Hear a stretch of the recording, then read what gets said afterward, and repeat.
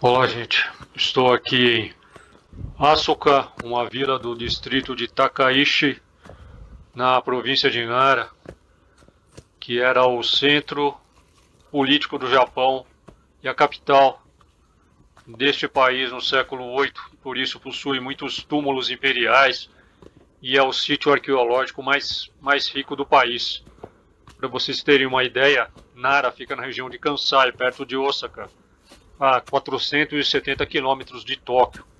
Eu estou subindo um morro que fica em meio a um bairro residencial, um morro repleto de bambuzal. Nessa parte aí são mais árvores, daqui a pouco vocês vão ver os bambuzais que ficam mais no topo. E para chegar no monumento incrível de pedra, que se sobressai por não se encaixar nos padrões de estilos shintoísta e budista, e que ninguém sabe quem construiu ou quando. Como vocês estão vendo aí, é uma caminhada boa e é preciso subir com cuidado, pois a trilha é um pouco íngreme e estreita. É bem selvagem.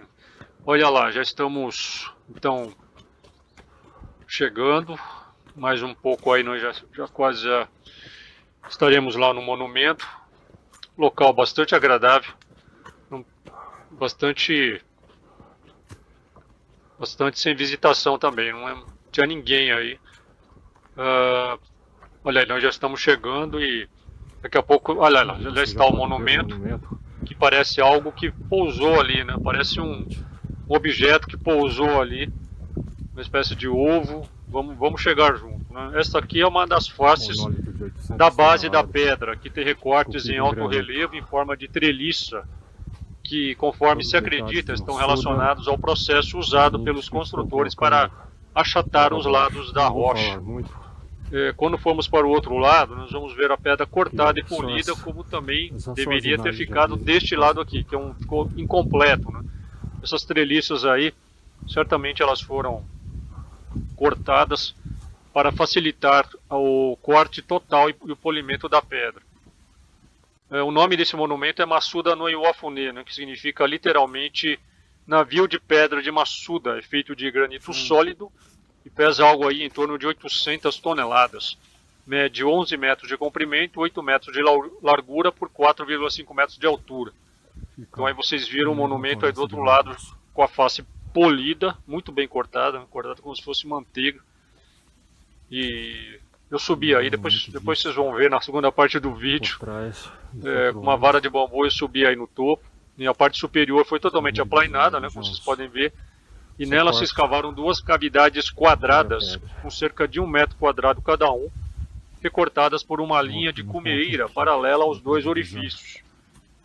Por esse morrinho aí a gente pode ver o monumento aí na sua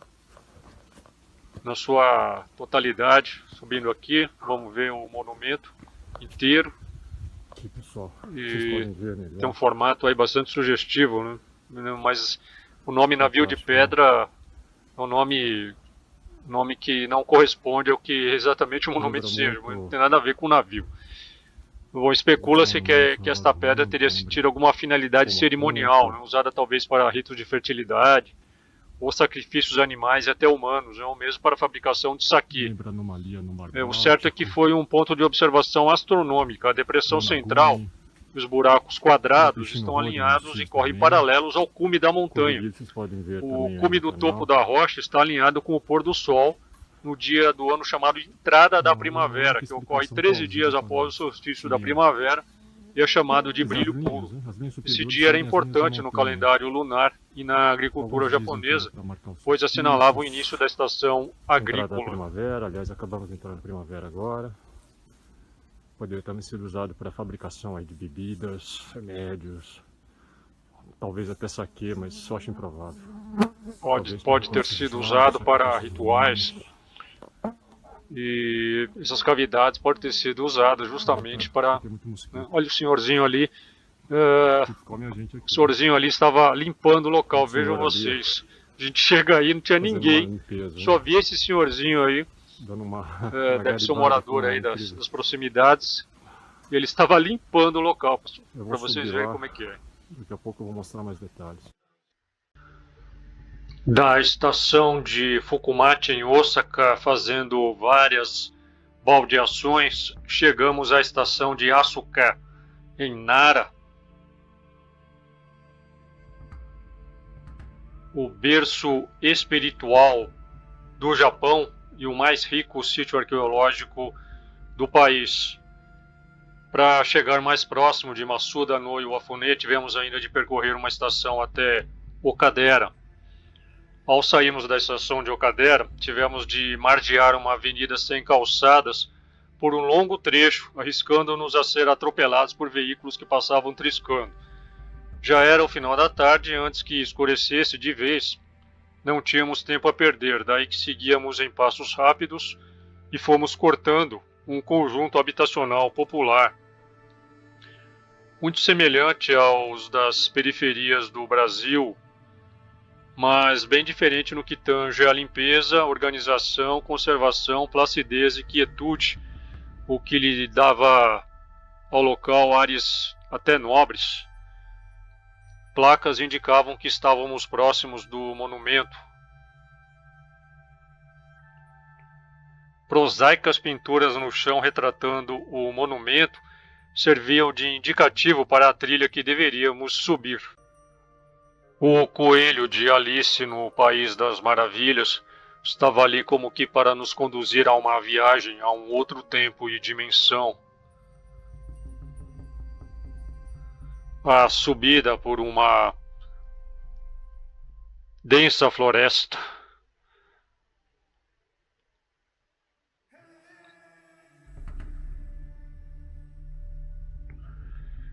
A densa floresta de bambus para chegar à pedra contribuiu para aumentar a estranheza da experiência.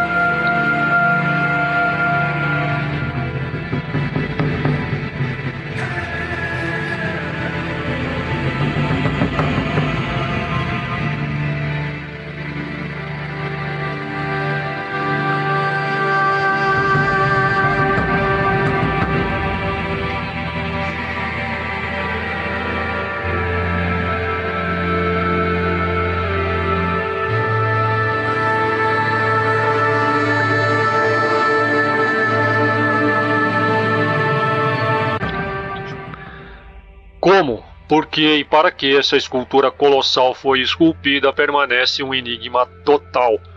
Nada tem ela a ver com as esculturas budistas posteriores dos templos e santuários nos arredores, mas talvez tenha conexão com os vários kofuns ou túmulos próximos. Uma pista é que Masuda no Iwafune tem uma certa semelhança em sua construção, não propriamente em seu formato, com outro enigma de pedra no Japão, onde também estive, e Shinohoden, na cidade de Takasago, na província de Hyogo, região de Kansai, que embora seja um local de culto dedicado ao deus do shintoísmo Onamuchi no Kami, mais conhecido como Okuninushi, ou seja, grande mestre da terra, sendo que o templo Oshiko Jinja foi construído em torno da pedra para venerá-la, ninguém sabe ao certo quem o esculpiu, por quê e para quê. Mas o fato é que, tal como Masuda no Iwafune, possui sulcos semelhantes nas laterais e duas cavidades no topo da rocha. O monumento megalítico de Shinohoden apresenta a peculiar forma de um antigo televisor de tubo, tipo CRT. Recordações do futuro? Comparação entre as canaletas de Shinohoden à esquerda e de Masuda no Iwafune à direita teriam sido os mesmos construtores?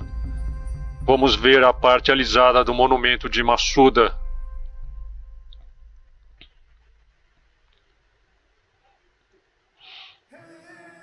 Com o auxílio de uma vara de bambu, escalei a pedra e cheguei ao topo do monumento, totalmente alisado e aplainado. Visto de perto, nota-se a precisão e o capricho com que o granito foi cortado, como se fosse manteiga, para dar forma de navio, entre aspas, ao monólito. Por qual motivo esculpiram a rocha de Masuda no Iwafune e para que propósito? Quem, quando e por quê? Teria tido alguma finalidade cerimonial? Poderia ter sido usada para ritos de fertilidade ou sacrifícios de animais e até humanos? Infelizmente não há respostas definitivas para essas perguntas, mas inúmeras sugestões foram apresentadas para explicar essa estrutura única e incomum. Lá no topo, pude fotografar bem de perto os cortes e as ranhuras na pedra. Teria sido o Masuda no Iwafune usado para fins rituais, cerimoniais ou sacrificiais? Teriam sido essas cavidades usadas para armazenar e fazer escorrer o sangue dos imolados? Ou simplesmente esses tanques foram usados para produzir sake, a bebida tradicional do Japão à base de arroz?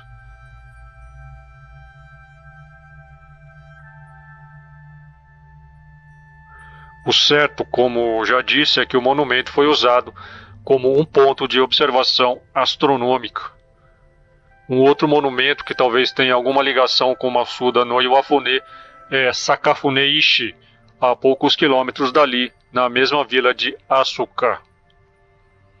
Igualmente situada no topo de uma colina em meio a uma floresta de bambus, Sakafune-ishi é uma laje de granito com 5,5 metros de comprimento, 2,3 metros de largura e 1 metro de espessura.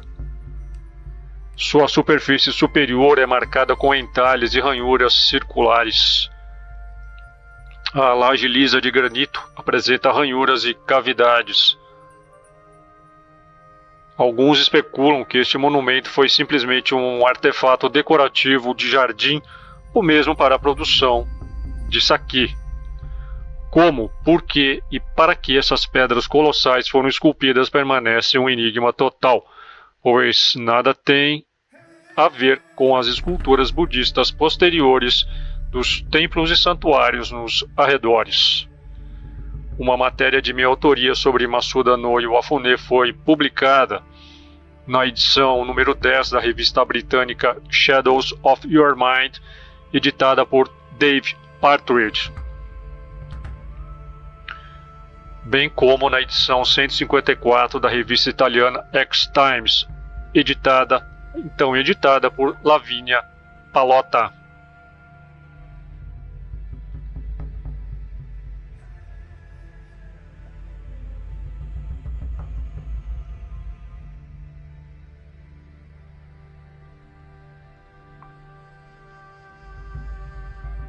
Você pode ler esta matéria completa em meu Patreon. Torne-se o meu patrono e tenha acesso a centenas de conteúdos exclusivos, incluindo muitas matérias sobre o Japão oculto. Dê um like, compartilhe, inscreva-se, torne-se membro e me siga nas minhas redes. Valeu e até mais.